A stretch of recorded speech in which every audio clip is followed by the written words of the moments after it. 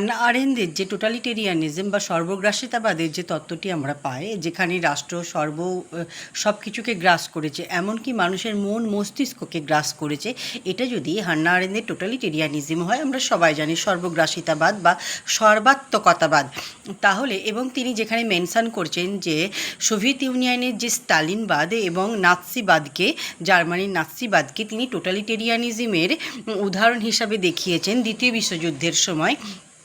আমরা তো এটা জানি যে সোভিয়েত ইউনিয়নে স্তালিন মার্ক্সবাদকে প্রজেক্ট করার চেষ্টা করেছিলেন, কিন্তু আমরা বাস্তব প্রয়োগে দেখতে পাই যে মার্ক্সবাদের তত্ত্ব থেকে বেরিয়ে গিয়ে কিন্তু সেটা একটা স্তালিনবাদে পরিণত হয়েছিল, যার বাস্তব চিত্রটা ছিল হান্না আরেন্দের টোটালিটেরিয়ানিজম। হ্যাঁ, নাৎসিবাদ অবশ্যই মার্ক্সবাদকে ফলো করেনি। নাৎসিবাদে আমরা টোটালিটেরিয়ানিজম দেখতে পেয়েছি, নাৎসিবাদ হয়তো মার্ক্সবাদকে ফলো করেনি, কিন্তু সেম টোটালিটেরিয়ানিজম আমরা কিন্তু স্তালিনবাদে পেয়েছি।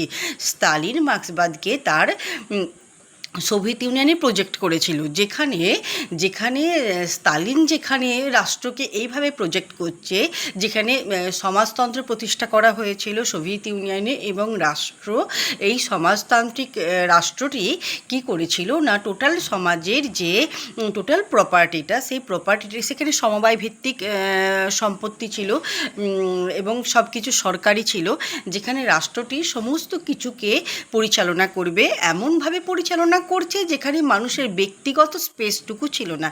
কিন্তু যাই বলা হোক না কেন, সেখানে নাৎসিবাদের সঙ্গে কিন্তু প্রচণ্ড একটা সিমিলারিটি পাওয়া যায়, যদিও বারবার বলছি নাৎসিবাদ কিন্তু মার্ক্সবাদকে ফলো করেনি, কিন্তু সোভিয়েত ইউনিয়ন পুরোপুরিভাবে মার্ক্সবাদকে ফলো করেছিল।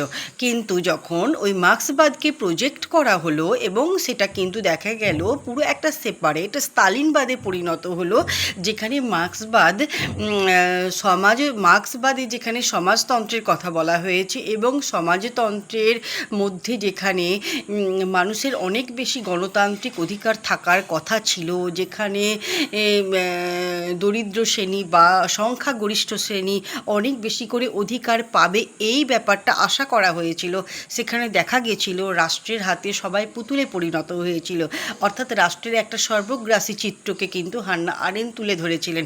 আমি বারবার সব জায়গাতে আমি এই ভিডিওটা বারবার বানাচ্ছি যে মার্ক্সবাদ যে স্বপ্ন নিয়ে মার্ক্সবাদ রচিত হয়েছিল, বাস্তব প্রয়োগ কিন্তু তা ঘটেনি। হান্না আরেন্ট কিন্তু এটা প্রমাণ করেছেন যে সোভিয়েত ইউনিয়নের স্তালিনবাদ নামে যেটি মার্ক্সবাদের একটি প্রকারান্তর, এটি রূপ যেটা ছিল, সেটা কিন্তু টোটালিটেরিয়ানিজমই ছিল, সেটা কিন্তু কোনো দিনেই সাম্যবাদের কোনো পথ প্রস্তুত করতে পারতো না। যদি ভিডিওটি ভালো লেগে থাকে অতি অবশ্যই কমেন্ট করে আমাকে আরও বেশি করে উৎসাহ দেবেন, এরকম নতুন নতুন আরও অনেক ভিডিও বানাতে আমি চাই। ধন্যবাদ শোনার জন্য।